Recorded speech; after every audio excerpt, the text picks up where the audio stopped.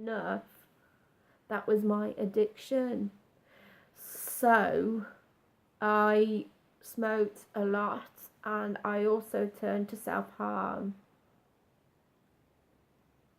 Yes, I did, because I didn't know who to turn to, and at that point in my life I was really angry for a lot of reasons, and I was blaming a lot, because I think in my life at the time I felt that I was a nice person, and in ways I have got mistreated, and I have got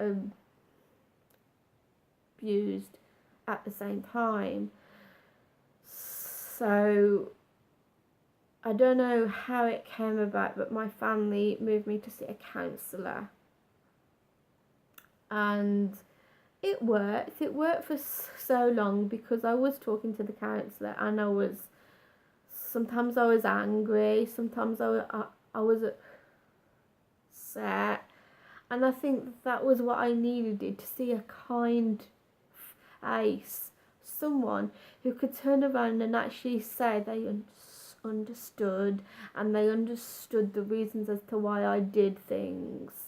That was all I wanted, and I think that was all I wanted off my mom and dad, and not being told that I can't come to them and that I can't open up.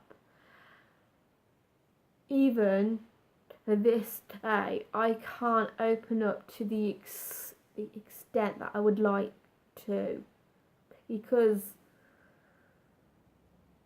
sometimes it scares me, because at times when I have got close to them, and about a week down the line, and we've got into an argument, they throw things back in my face.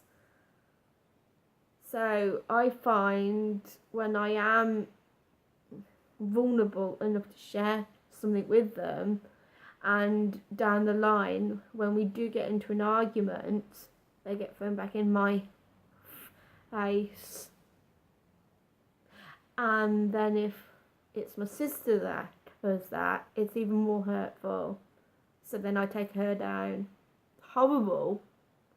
And I don't really want to do it, or if that's what they are doing to me, how can I, and getting me worked up, and like if you think of an animal in a cage, like saying things to hurt or wound, I am going to retaliate, and then I'm in the blame afterwards for getting upset, getting angry, insulting people, and sometimes it has turned into a full-blown rage with a member of my family.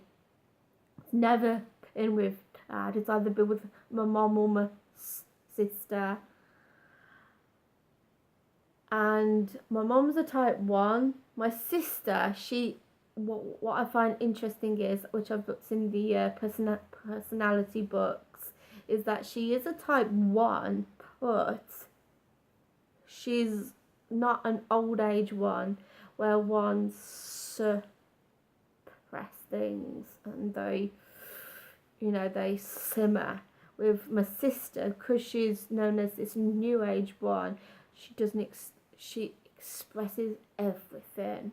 Like if she's angry, I remember as her older sister, which is interesting, is which is a dynamic to our family, because I'm a type 3 and she's my sister.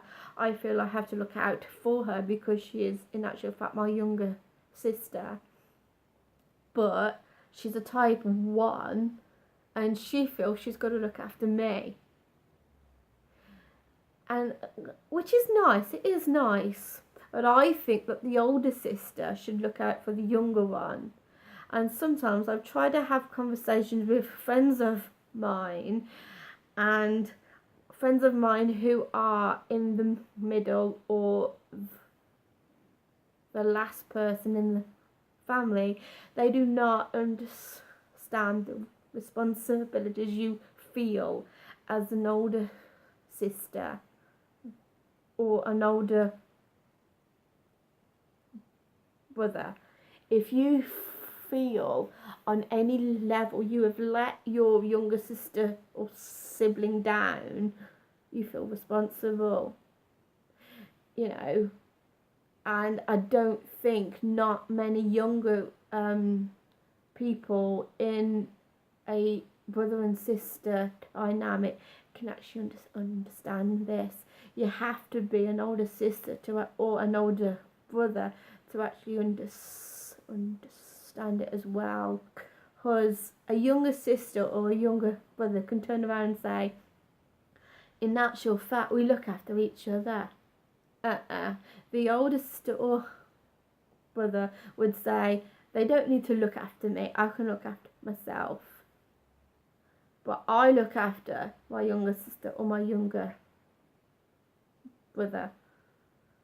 But in actual fact, it is a bit of a disillusion because I actually do need her. But yeah, so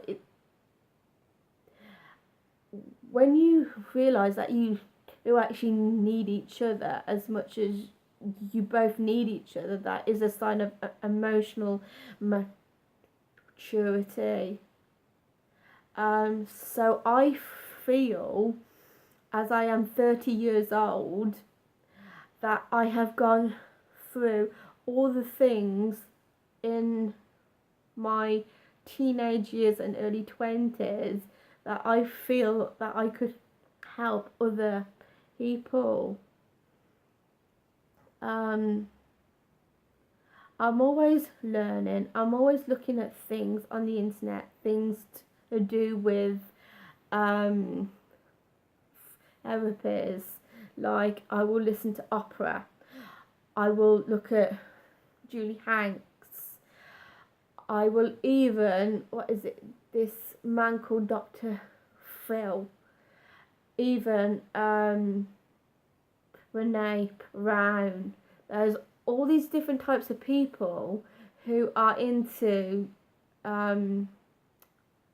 courage, shame, and vulnerability, and in lots of different ways to connect with people. Opera, she has these ahas when someone has come onto a show and has explained something to her in a way that she understands and she grasps, and she tells it to the audience. And in a show like that, to be able to do things like that, I'm sure you get to learn a lot. And at the same time, I think opera must be a individual type person who has absorbed a lot from lots of different therapists and people who have come into it over the years. And if I were to explain this to my mom or my dad or my sister, and not into it, they'll be like, yeah, that's not our thing at all. But see, the thing is, they are very quick to dismiss what I'm into, my interests, this type of thing. They are quick to say, this is a load of mumble, or you want to get your head out of these books. You want to stop listening to this, and this. But in actual fact, I find that when I listen to opera, when I listen to Dr. Phil or even Julie Hanks and Renee Brown, they help me. I find every time I watch something, it uplifts me. It inspires me to want to become a better person.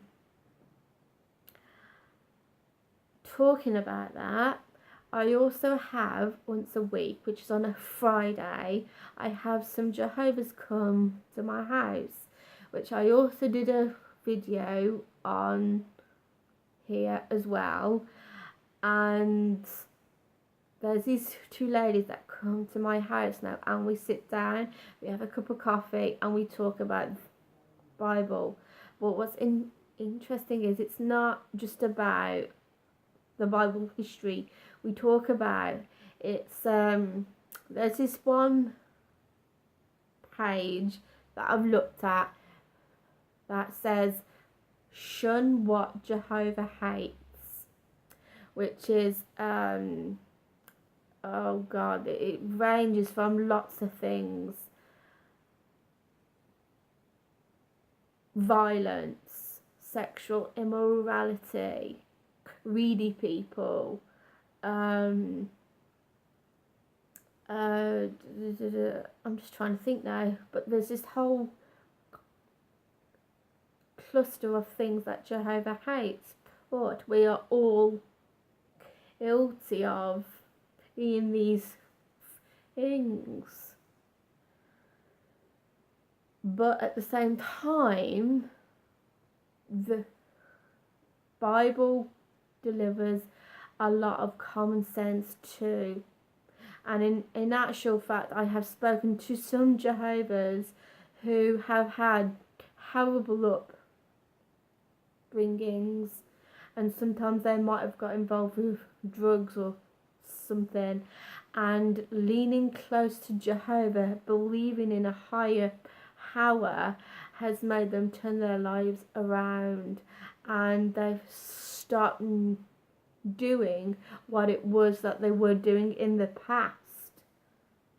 So what I'm